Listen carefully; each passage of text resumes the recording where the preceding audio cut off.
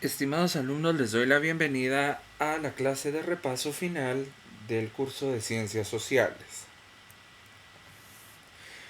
Vamos a iniciar nuestro repaso con el tema interculturalidad. Interculturalidad es el proceso de comunicación de diferentes grupos humanos con diferentes costumbres, siendo su característica principal la horizontalidad. Es decir, que ningún grupo cultural está por encima de otro, promoviendo la igualdad, integración y convivencia entre ellas. Debemos tener en cuenta que la interculturalidad se refiere tanto a la integración cultural a nivel geográfico y cultural como en cualquier situación donde se presenten diferencias de cualquier tipo. Cuando nosotros hablamos de interculturalidad, nos vamos a referir a toda aquella integración que se va a tener entre culturas diferentes. Hay diferentes requisitos para que se lleve a cabo la interculturalidad. Una de ellas es la visión dinámica de las culturas. Esto quiere decir que la cultura debe adecuarse a los procesos históricos y cambios sucedidos en su entorno. No siempre la cultura se va a quedar en el pasado. La cultura de las diferentes civilizaciones tienen que tener la capacidad de adecuarse a los tiempos actuales. Por eso decimos que la cultura no es estática sino dinámica. Otro requisito es la comunicación como base principal. Esto va a servir para mantener y fortalecer las relaciones cotidianas. No está libre de generar posibles conflictos tanto por la adaptación por el mismo proceso de aprender a respetar, pero con la diferencia que estos conflictos se resolverán mediante el diálogo y escucha mutua. La comunicación es parte del proceso y de la cultura de paz.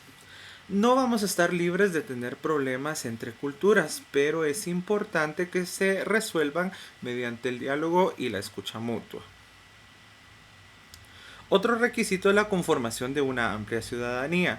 Debe existir igualdad de derechos. Este ámbito resulta vital para garantizar la libertad de expresión de todos los ciudadanos. Las etapas de la interculturalidad, entre ellas tenemos el respeto, ¿sí? Debemos mantener nuestra cordialidad hacia las diferentes culturas.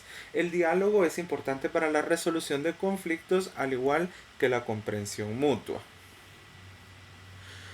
Multiculturalidad. Se habla de multiculturalidad cuando un espacio geográfico, físico o social reúne a distintas culturas que coexisten e intercambian a diario, pero sin que ninguna ejerza una influencia demasiado drástica sobre otra.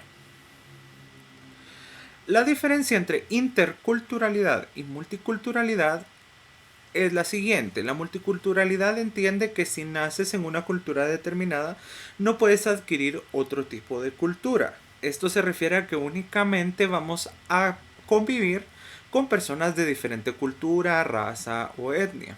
Mientras que en la interculturalidad aceptan la asimilación de costumbres o normas de otras culturas ajenas a la propia. Por ejemplo, si usted nace o es criado en una cultura cristiana y usted decide convertirse al judaísmo o convertirse al islam, entonces usted estaría haciendo una práctica de interculturalidad.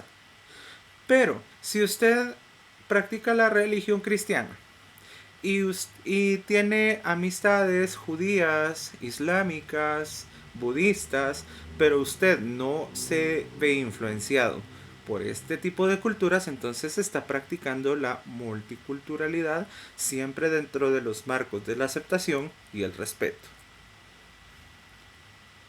Ahora veamos el tema ordenamiento territorial.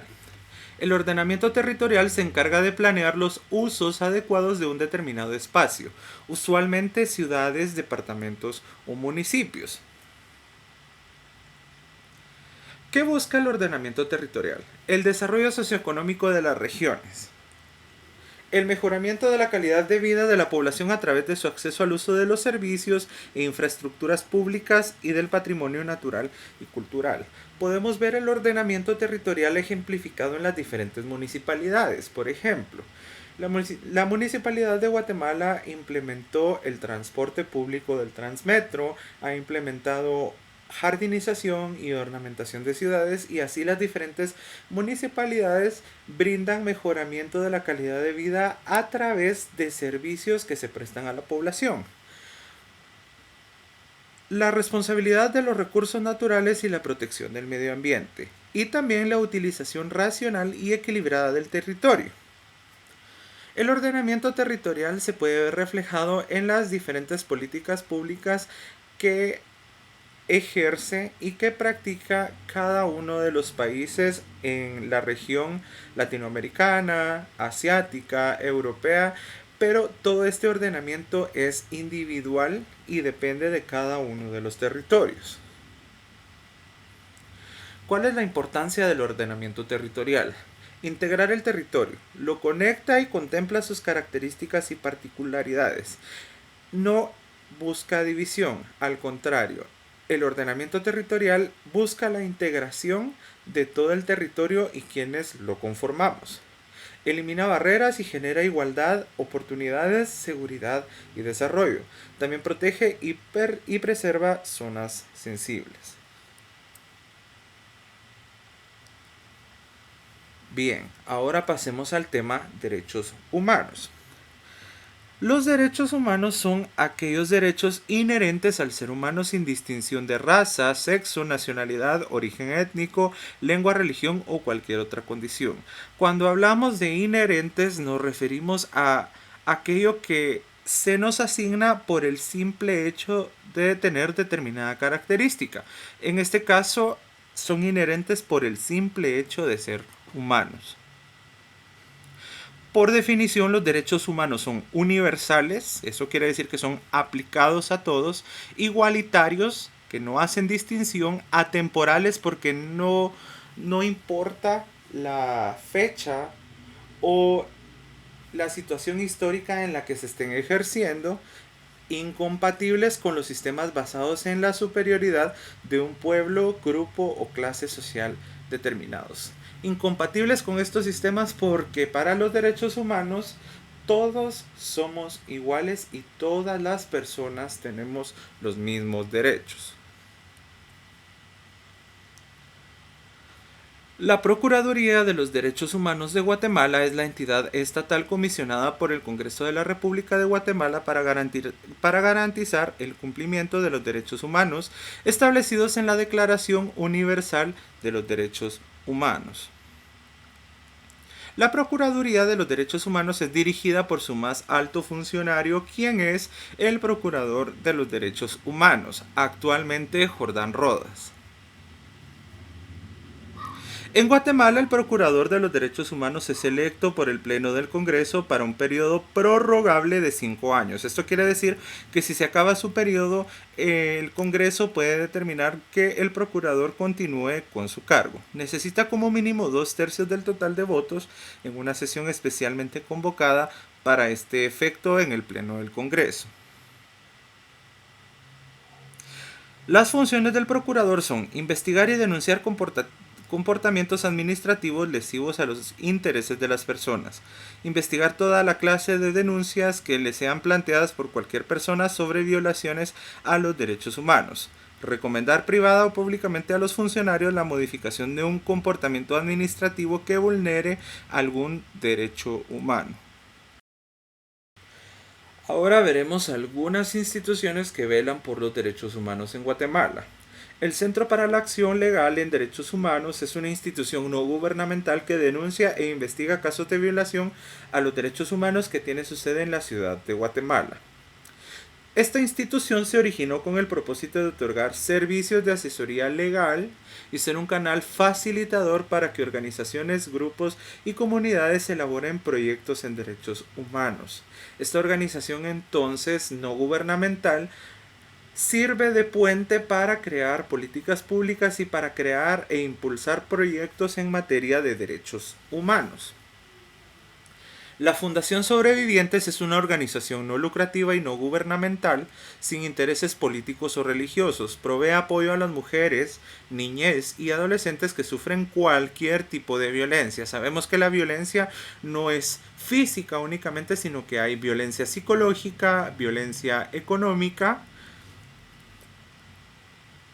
Su enfoque de trabajo es multidisciplinario, humano, solidario y de acompañamiento a las víctimas. Multidisciplinario porque no solo pueden trabajar psicólogos, sino que se trabaja con abogados, se trabaja con sociólogos, con psiquiatría, para poder dar un acompañamiento y un seguimiento a las víctimas de violencia. También presta atención de refugio temporal a mujeres y sus familias que han vivido una situación de violencia. Otra institución importante que vela por los derechos humanos en Guatemala es la Oficina de Derechos Humanos del Arzobispado de Guatemala.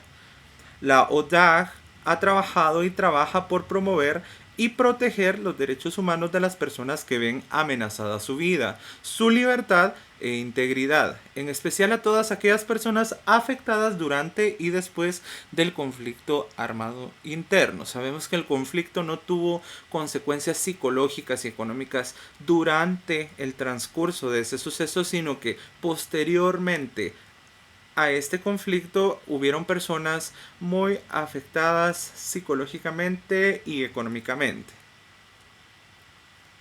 En 1994 inicia el proyecto interdiocesano de recuperación de la memoria histórica REMI, con el cual la misma, conjuntamente con otras diócesis de Guatemala, asume un nuevo objetivo y una nueva misión, que es rescatar y reconstruir, también devolver a la gente sus historias sobre violaciones a los derechos humanos durante el conflicto armado interno. Uno de los sucesos importantes a raíz de la publicación del informe Guatemala Nunca Más fue el asesinato del monseñor Juan Gerardi.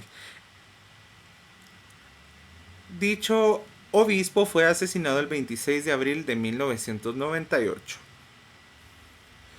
Abogados Sin Fronteras Canadá es una organización no gubernamental de cooperación internacional cuya misión es contribuir al cumplimiento de los derechos humanos de las personas en situación de vulnerabilidad, mediante el fortalecimiento del acceso a la justicia y representación jurídica. Esta asociación brinda asesoría legal a personas que consideran que sus derechos humanos han sido vulnerados por alguna otra persona o una institución. Su misión es defender y promover activamente la supremacía del derecho, combatir la impunidad en todas sus formas y asegurar juicios justos e igualitarios, sobre todo a personas que han sido defensoras de los derechos humanos y llevan procesos judiciales que se consideran poco transparentes. El Comité Internacional de la Cruz Roja realiza visitas a los centros de detención para que los privados de libertad reciban un trato digno. Brinda apoyo a los migrantes para que sus derechos humanos no sean violentados. Además de las funciones que ya hemos mencionado, facilita el inicio de microemprendimientos y actividades deportivas para personas con discapacidad, para que puedan tener un desenvolvimiento óptimo y para que sean autosostenibles. Asimismo, brinda apoyo a mujeres que han sufrido violencia física. Otras instituciones. El colectivo Amigos contra el SIDA es una institución que brinda apoyo a personas con VIH-Sida y promueve la no discriminación hacia sectores LGBTIQ.